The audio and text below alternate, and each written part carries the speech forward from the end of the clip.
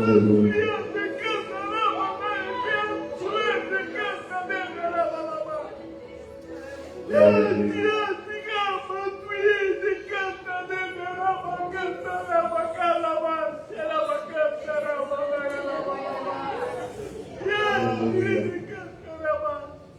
Meus irmãos, a paz do Senhor Jesus. Amém. Segunda carta de Paulo a Timóteo, capítulo 4. Vamos ler o versículo 6, 7 e 8. Glória a Deus. Segunda carta de Paulo a Timóteo, capítulo 4, versículo 6, 7 e 8. Para que possamos ganhar tempo. Glória a Deus. Quem encontrou, diga amém. Amém. Diz assim a palavra do nosso Deus, versículo 6 da segunda carta de Paulo a Timóteo, capítulo 4, e versículos 6, 7 e 8. Segunda carta. Diz assim a palavra: porque eu já estou sendo oferecido por aspersão de sacrifício, e o tempo da minha partida está próximo. Combati o bom combate, acabei a carreira, guardei a fé. Desde agora, a coroa da justiça me está guardada, a qual o Senhor, justo juiz, me dará naquele dia, e não somente a mim, mas também a todos os que amarem a sua vinda. Amém, meus irmãos? Tomai o seu assento, adorando ao Senhor Jesus, glorificando a Deus. Glória a Deus. Nós estamos num culto abençoado, onde acabamos de ser repreendidos pelo nosso pastor, pelo nosso líder. Porque realmente, meus irmãos, a geração em que nós estamos vivendo tem se esfriado espiritualmente. Nós estamos mais como religiosos, dentro de um templo, dentro de um salão, dentro das quatro paredes, do que como verdadeiros adoradores reunidos com um só propósito: adorar aquele que vive e reina para sempre. Parece que o nosso coração se endureceu a tal ponto que não contemplamos mais diante dos nossos olhos os milagres que Jesus ainda faz. Nós podemos aqui falar de muitas coisas. Podemos falar da Páscoa, falando da ressurreição, da morte, da ressurreição de Cristo. Mas essa Páscoa que aí fora se prega é uma Páscoa um pouquinho diferente daquilo que a Bíblia nos mostra. A nossa Páscoa, ela é mais real, verdadeira, porque nós acreditamos no Jesus que morreu, mas que ressuscitou, está sentado do lado do nosso Deus, e hoje, através do seu Espírito Santo, ele se encontra no nosso meio, com o objetivo de aquecer os nossos corações, de nos fazer compreender que ele ainda é vivo, que está vivo e que se manifesta no nosso meio.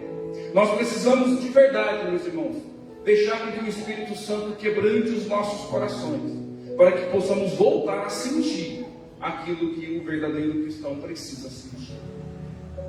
E eu, diante dessa palavra do pastor, eu li esses versículos da carta que Paulo escreve a Timóteo, na sua segunda epístola, na sua segunda carta, porque eu encontro aqui duas gerações: uma geração que está partindo e uma geração que vai ficar para dar continuidade à pregação do Evangelho.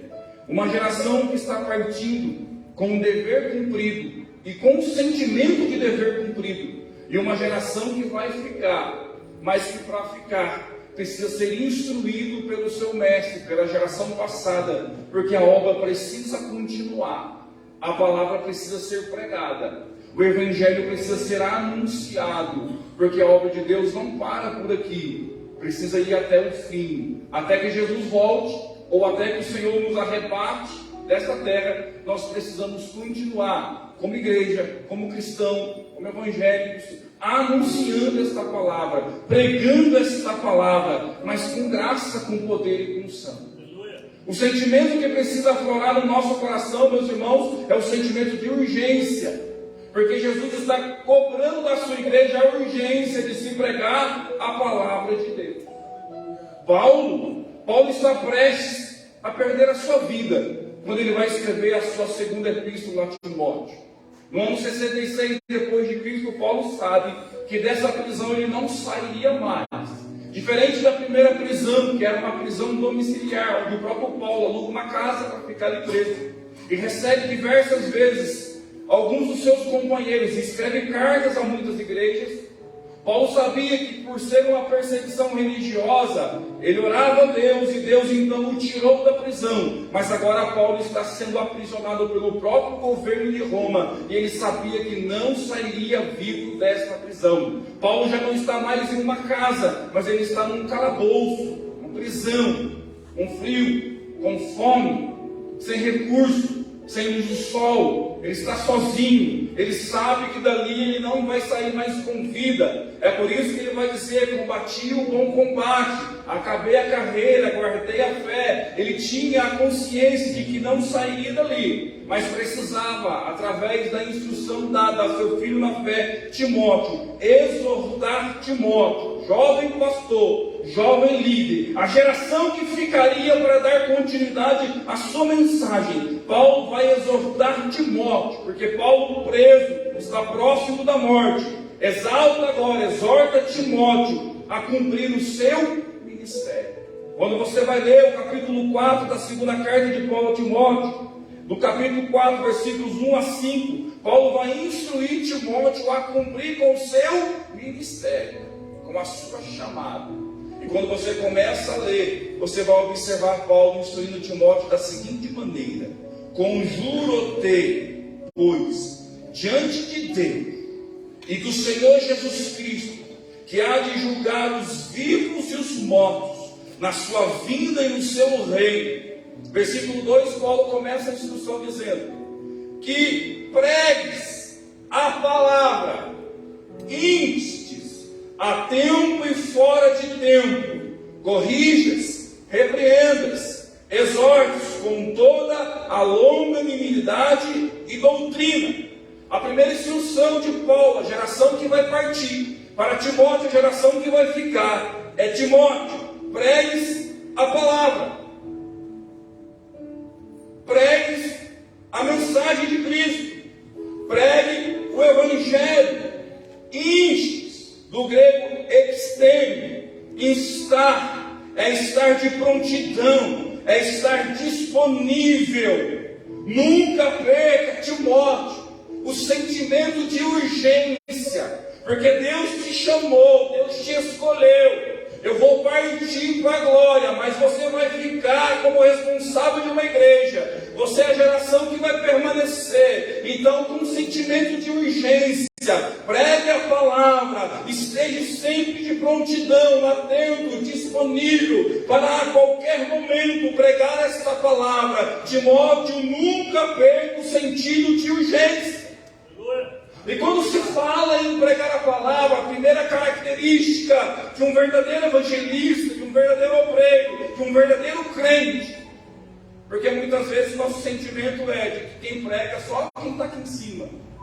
Mas se você é chamado por Cristo para ser um crente em Jesus, você também é um pregador do Evangelho. Você também prega a palavra onde você estiver. Então os conselhos de Paulo a Timóteo também é um conselho para você nessa manhã. E o primeiro conselho é esse: pregue essa palavra, esteja de prontidão, esteja disponível, nunca perca o sentimento de urgência. Mas por que o sentimento de urgência? Porque a primeira característica dessa mensagem que deve ser pregada é a urgência.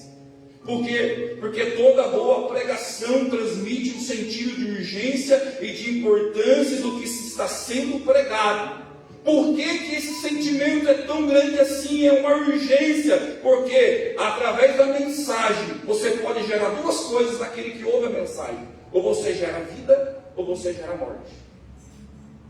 Se você é um pregador do Evangelho e está pregando a palavra, olha a responsabilidade que nós temos aqui em cima de pregar a palavra. Porque para você que aí embaixo está, ouvinte da mensagem, eu, através da minha pregação, eu posso gerar duas coisas em você: ou eu gero vida, ou eu te gero morte. Pregar a palavra de Deus ou gera vida ou gera morte. Richard Baxter, um dia ele escreve dizendo assim: você não conseguirá quebrantar o coração de ninguém que está ouvindo a mensagem com gracejos, com gracinha. A pregação do Evangelho é tão séria que tem que ser pregada com responsabilidade. Eu aqui não estou para pregar para você gostar, para você sentir arrepio, para você sentir uma sensação gostosa. Você pode até sentir, porque se você é crente cheio do Espírito Santo, independente da mensagem que está sendo pregada, seja ela exortativa ou uma mensagem mais de auto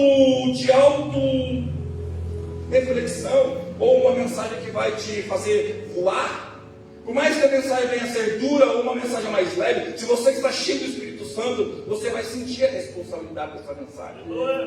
Eu não posso aqui pregar para fazer você sentir. Eu preciso pregar para que você desperte esse sentimento de urgência. Porque uma geração está passando e uma outra geração precisa ser levantada. E você precisa dar continuidade à mensagem do Evangelho. Um dia nós aqui não estaremos mais pregando, mas você pode estar. Olha os jovens da igreja, são o futuro da igreja. Se não aprender aqui hoje, o que vai pregar amanhã? E Timóteo está sendo instruído por Paulo. E Paulo: Timóteo, pregue essa palavra, esteja de prontidão, esteja disponível, esteja sempre atento, porque há uma responsabilidade de urgência, porque você gera vida ou você gera morte na mensagem que você prega. E a mensagem que eu prego precisa ter uma segunda característica, meus irmãos. A mensagem que você prega precisa ser uma proclamação contextual, ou seja, a palavra deve corrigir, repreender, exortar, mas conforme a palavra, não a minha vontade. O próprio Paulo vai escrever na sua segunda carta a Timóteo, no capítulo 3, no versículo 16: toda a escritura divinamente inspirada. Não é da mente do pregador, mas é inspirada pelo Espírito. Ela é proveitosa para repreender, para corrigir, para instruir justiça. Mas você precisa proclamar ela conforme o texto está nos ensinando. Não invente mensagem, mas pregue só a Bíblia que vai dar certo. Se você só abrir a Bíblia e pregar o texto, vai dar certo. Reverendo Hernandes de Lopes, um dia perguntado a ele o que é pregar, ele disse que pregar é abrir a Bíblia, ler o texto e explicar o texto. Um sentimento de urgência, sabendo que você gera vida, você gera morte, mas pregue a palavra conforme ela é. A terceira característica da mensagem que Timóteo tinha que pregar é uma proclamação consciente. Por quê? Porque mesmo que Paulo instrui Timóteo a ser alguém urgente na mensagem, por mais que ele venha estar sendo instado a pregar com urgência, devemos ter paciência com a resposta da mensagem.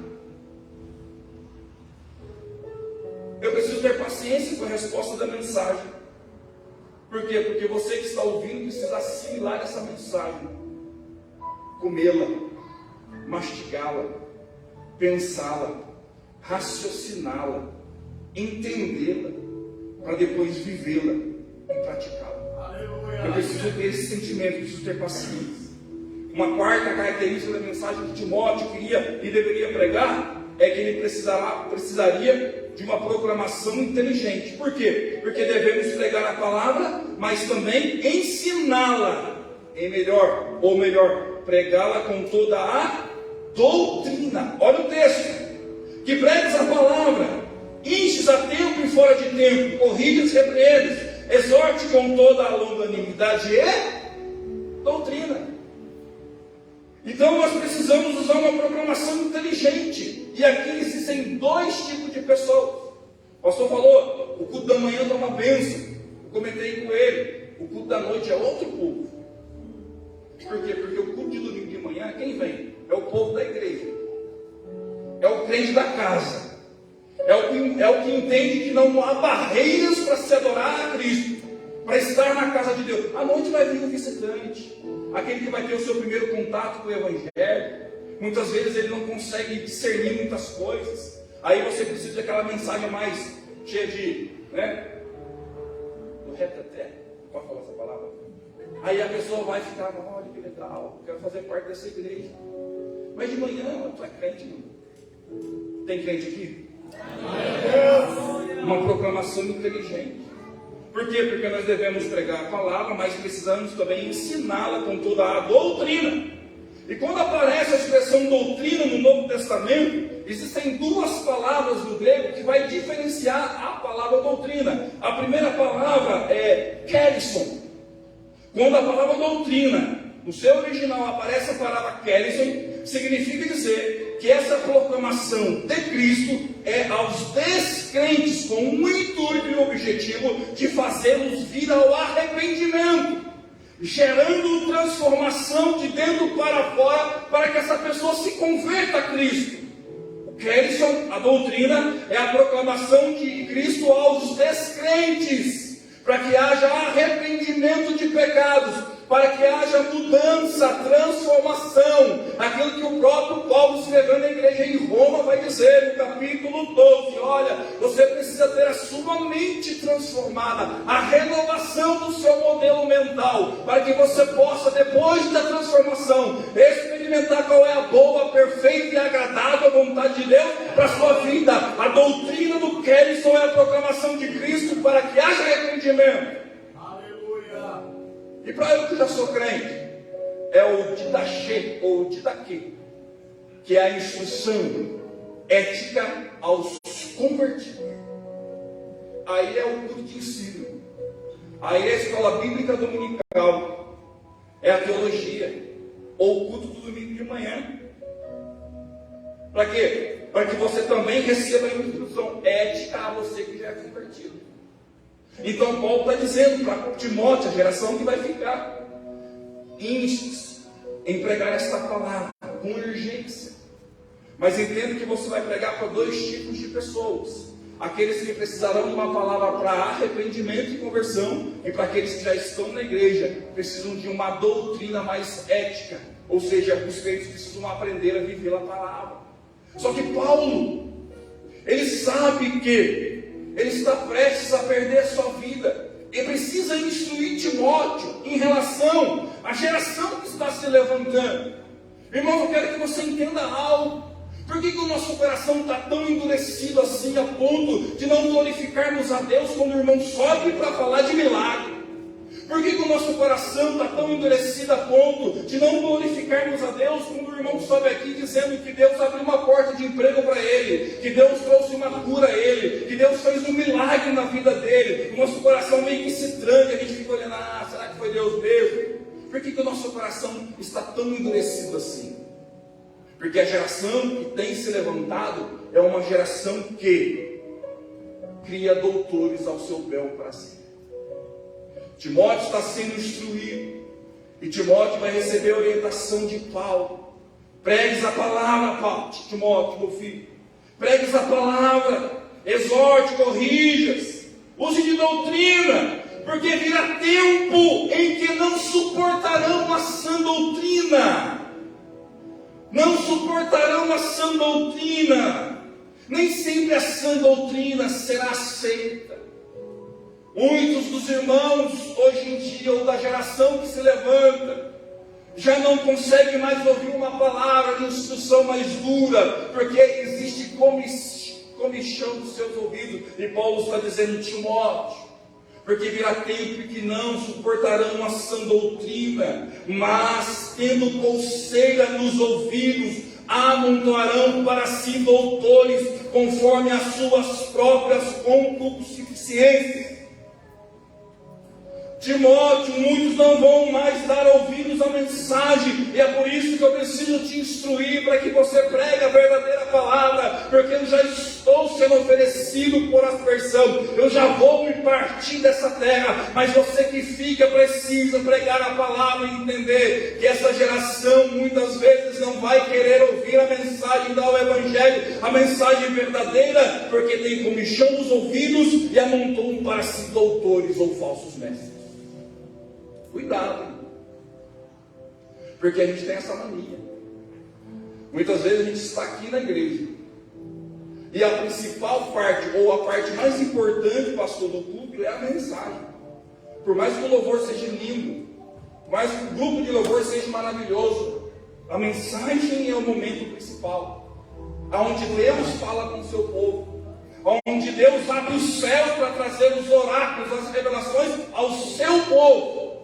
E é exatamente nesse momento em que as distrações começam a acontecer. E é exatamente nesse momento que o seu coração se fecha. É exatamente nesse momento em que os seus olhos se fecham. Ou muitas vezes você está aqui apenas para averiguar e dizer: olha, esse pregador aí foi bom, que legal, que mensagem poderosa. Ou esse pregador aí não foi tão bom, essa mensagem eu não gostei. Mas você não tem que gostar da mensagem. Você tem que receber a mensagem, porque a mensagem vem do céu para a terra, para te instruir como viver nessa terra.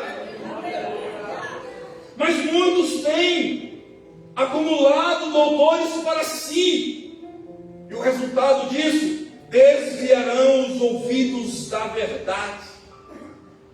Mas Paulo está instruindo Timóteo, para que esse Timóteo venha a ser fiel, venha a ser crente cheio do Espírito Santo. Ele vai dizer no versículo número 4: desviarão os ouvidos da verdade, voltando às fábulas. Mas olha o 5: mas tu, Timóteo, tu, sê sóbrio, vigilante, firme em tudo, sobre as aflições do seu ministério. Paulo não está negando a verdade para Timóteo, mas está dizendo: Timóteo, a vida de obreiro é dura, a vida de pregador é dura, a vida de crente cheio do Espírito Santo é dura, mas sobre as aflições, seja fiel ao seu chamado, ao seu ministério. Talvez você possa dizer: mas eu não tenho chamada, eu nem tenho ministério. Tem, você não está aqui por estar. Se você acordou de manhã para vir à casa de Deus, entenda que Deus te chamou, o Espírito Santo te incomodou, e você está aqui porque você tem sim uma chamada e um ministério. Você precisa cumpri-la. Você precisa cumprir com o teu chamado e com o seu ministério. E Paulo vai dizer: Timóteo, eu estou partindo, mas deixa eu te dar um testemunho. Deixa eu mostrar para você que vale a pena. Deixa eu mostrar para você que é assim mesmo, que o sofrimento, por mais que venha a ser duro, é bom. Palavra bem esquisita. O sofrimento, por mais que venha a ser duro, é bom. E Paulo tinha essa consciência. Olha o versículo 6. Porque eu já estou sendo oferecido por aspersão de sacrifício, e o tempo da minha partida está. Talvez você lendo rapidinho na Bíblia, você pode pensar: Paulo está murmurando, está dando uma reclamaçãozinha. Não. Paulo está instruindo o seu filho na fé. Está dizendo: ô Timóteo, eu falei tudo isso para você, mas não entenda, porque eu já estou sendo oferecido por aspersão de sacrifício, ou em outras traduções, libação. O que é a libação? É a parte líquida da oferta, do sacrifício. Se pegava o animal, se dividia em 4 partes, e a oferta de libação era quando você jogava uma espécie de farinha sobre o animal que está sendo sacrificado e derramava então azeite ou vinho sobre aquela farinha. E o ato do vinho se misturar com a farinha, em contato com a carne do animal que seria sacrificado, exalava um cheiro, exalava um odor gostoso que subia às narinas de Deus. Deus cheirava. O irmão entendeu? Deus cheirava isso. E era um cheiro suave que subia às narinas de Deus. Paulo está dizendo: Timóteo, eu vivi a minha vida e já estou sendo oferecido por aspersão de sacrifício. Essa expressão, aspersão de sacrifício, Paulo está dizendo: eu conheço a minha vida, eu conheço a minha trajetória, eu conheço a minha história, eu sei de onde eu vim, eu sei quem me chamou, eu sei o que passei. E ele tinha plena consciência de que a sua vida foi pautada no Evangelho. Ele sofreu pela causa do Evangelho, e mesmo preso numa masmorra, ele estava dizendo: eu estou sendo oferecido como aspersão. Eu sou como uma libação. O meu sacrifício vai chegar daqui a pouco, mas vai chegar diante de Deus como um cheiro suave. Vai subir diante de Deus como um cheiro suave, porque libação no Novo Testamento é trazer cheiro suave a Deus. Deus iria receber o sacrifício de Paulo no ato da sua decapitação. Para muitos pode dizer assim: Paulo perdeu, Paulo sofreu, Paulo foi eliminado. Não, mas para Paulo ele está sendo oferecido como um cheiro suave, e Deus respiraria o seu sacrifício. Crente tem que ter cheiro suave, por mais que você sofra. Ele não para por ele, porque ele vai dizer: combati o bom combate, acabei a carreira, guardei a fé. Combati o bom combate. Além de ser oferecido como sacrifício, e ele ainda vai acrescentar: o tempo, o cair de Deus na minha vida é chegado. A minha partida está próxima. Essa expressão partida também dentro do seu original dá a ideia de um navio ancorado que está sendo tirado da sua âncora e partindo para a sua navegação. Ele está dizendo: eu já fui, eu já estava preso, porque Paulo se sentia prisioneiro, mas não em cadeia e calabouço, mas prisioneiro de Cristo. E agora, como aspersão de sacrifício, a minha partida está próxima, ou seja, o meu navio vai solto de sua âncora, eu vou partir, eu vou zarpar, e Deus vai receber a minha vida como cheiro suave, porque eu combati o bom combate, porque eu acabei a carreira, porque eu guardei a fé. Quando você lê isso, combati o combate, dá a ideia de alguém que está lutando no mundo físico, mas Paulo está querendo mostrar para Timóteo que todo este combate é no mundo espiritual. Não é no mundo físico, porque talvez no mundo físico eu possa perder o combate, eu possa ser destruído, eu posso cair, eu posso perder. Mas quando você olha dentro do original, o combate é agonizomai. Olha que palavra bonita do grego. Paulo estava dizendo: agonizomai. Eu entrei em competição, Timóteo. Eu entrei em batalha.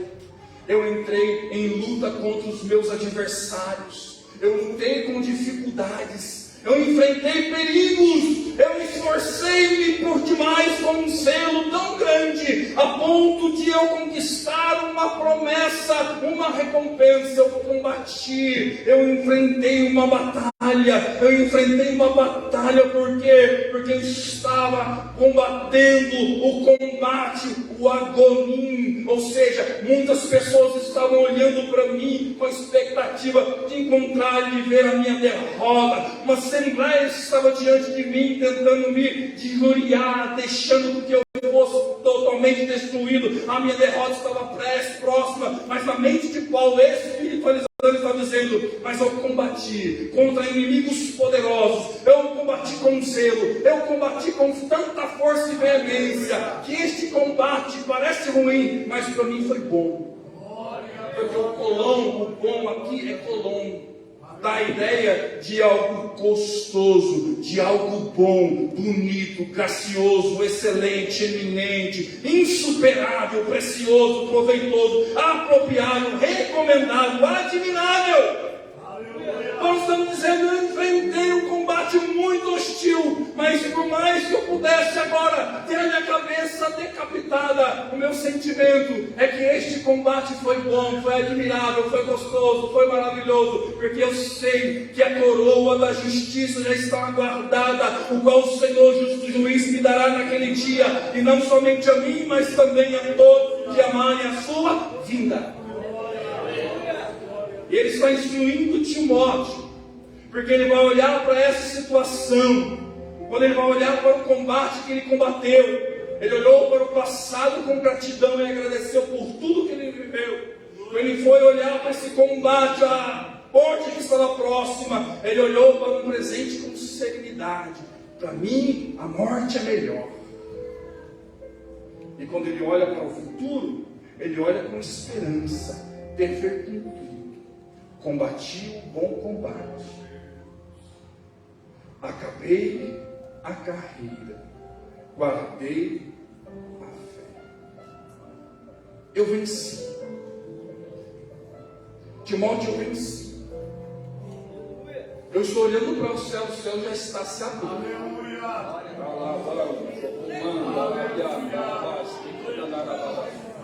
O céu já está se abrindo. Você vai ficar, Timóteo, você vai continuar, mas para mim o céu já está se abrindo. Eu já estou sendo promovido. Só que eu tenho 3 necessidades que eu quero que você me ajude.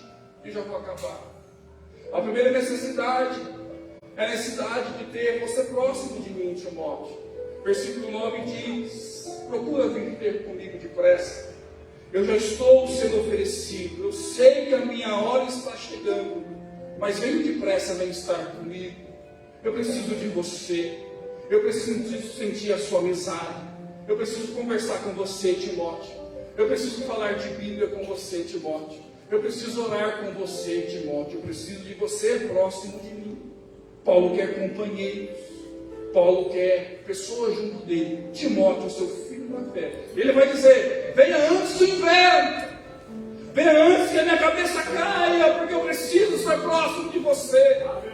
A segunda necessidade de Paulo é que Paulo pede capa. Traga para mim a capa. Do grego phailones, vestuário de tecido grosso em modelo circular, para proteção contra o frio. Representa para mim e para você que é crente espiritual a presença do Espírito Santo de Deus, que nos momentos mais difíceis, em que você se encontra preso, aprisionado, num calabouço, próximo da morte, você vai receber o aconchego desta capa, do Espírito Santo, te aconchegando, te protegendo, te aquecendo. A capa é proteção. Timóteo são os seus amigos, mas Paulo fala para Timóteo: mas Timóteo, traga para mim também livros, pergaminhos e livros. Eu quero a cópia do Antigo Testamento. Eu quero as minhas anotações, porque enquanto aqui estou, sei que não vou pregar mais. Eu sei que não vou fazer discípulo mais. Eu sei que não vou escrever cartas mais. Mas antes que a minha cabeça caia, eu preciso da palavra. Eu preciso meditar nesta palavra. Eu preciso me alimentar desta palavra. Eu preciso das minhas anotações. Eu preciso da Bíblia. Eu preciso da palavra. E eu quero biblicamente profetizar na minha e na sua vida que essa geração que fica com o intuito ou com o dever de continuar pregando a palavra com urgência não vai sentir falta da palavra, de amigos e do Espírito Santo de Deus. Traz para mim, Timóteo, a capa, os pergaminhos, e vem ter comigo depressa. Não, Timóteo, eu não estou triste. Eu estou apenas sendo promovido, porque a coroa da justiça já está reservada, como está reservada para você. Não para, não desanima, não desiste, não desvia, não sai da igreja. Mas eu estou sofrendo, continua firme, porque você terá amigos para te socorrer nos momentos difíceis. Você terá o Espírito Santo para te consolar e te aquecer no momento do frio. E você terá a palavra de Deus que vai te sustentar, o pão vivo que desceu do céu. Que Deus abençoe os irmãos, em nome de Jesus.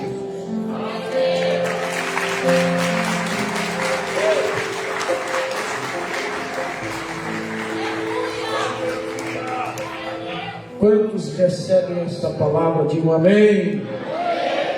Glória a Jesus. Nós já vamos concluir o nosso culto, mas eu gostaria de saber se está aqui entre nós o Edmilson e a Flávia. Não, aqui é o Júnior e a Flávia, né? Então aí, isso, vem aqui então. Ela vai trazer o Edmilson, né? Aí nós vamos apresentá-lo ao Senhor nesta manhã. Glória a Deus. Se coloque de pé, meus irmãos. Irmão, aqui o Júnior e a Flávia, eles trouxeram hoje aqui o Edmilson Messias Pascoal dos Santos para ser apresentado ao Senhor. E eu quero aqui perguntar aos pais, ao Júnior e à Flávia, se diante dessas testemunhas e diante de Deus vocês se comprometem em criar o Edmilson na presença do Senhor, instruindo ele a palavra de Deus. Sim. Então, diante desta fala dos pais, nós vamos estar neste momento apresentando o Edmilson ao Senhor. Amém, irmãos? Estenda as suas mãos para cá. Vem aqui, Gabriel, segurar o microfone para eu orar.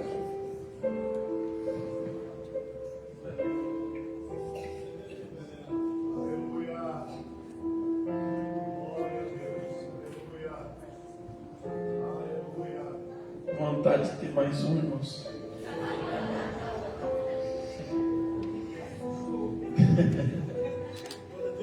Aleluia. A Fernanda começou a falar até em línguas ali. Tem que segurar ela. Aí, ó, falei, já me gostei. Estenda suas mãos para cá. Pai, em nome de Jesus, na tua presença, Senhor, nós nos encontramos.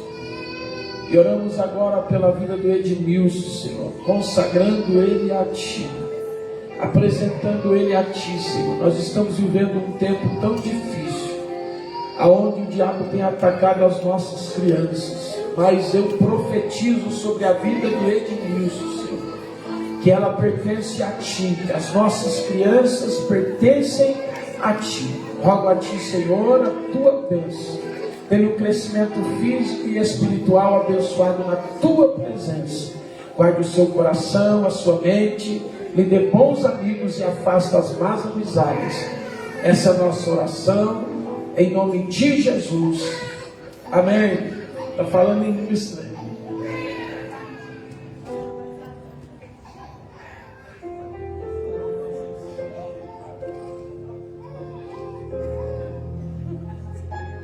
João Francisco é com a Fernanda, ele só para de chorar. Aplauda o Senhor Jesus, glória a Deus. Queridos, hoje à noite nós estaremos aqui no culto de missões. Venha para a casa de Deus, traga o seu quilo. Como eu disse, nós não estaremos mais oferecendo o nosso campanha do quilo na ceia, porque a nossa ceia acontece na nossa sede. Uma outra dúvida que muitos irmãos têm perguntado, e mesmo sendo redundante, eu quero responder a vocês, é que os dízimos nós ofertamos aqui na nossa igreja, onde nós congregamos, amém, irmãos? Alguns perguntaram, pastor, quando é ceia lá embaixo nós damos dízimo lá, é tudo uma igreja só? Mas a administração ela é separada, porque cada igreja tem suas contas para pagar, amém, irmãos? Então lá nós ofertamos e aqui nós devolvemos os nossos dízimos.